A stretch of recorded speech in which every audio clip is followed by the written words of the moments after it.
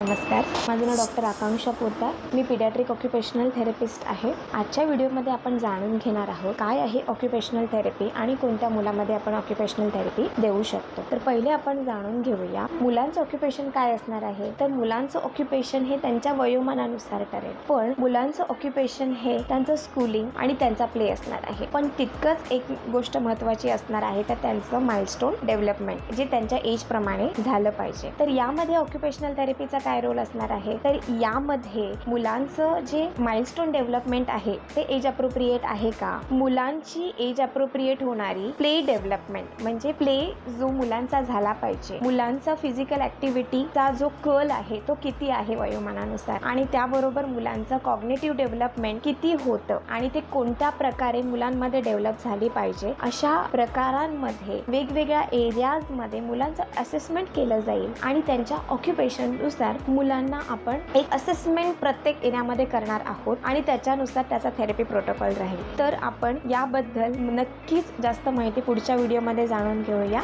Thank you. Samartha Fertility and IVF Center bring home happiness.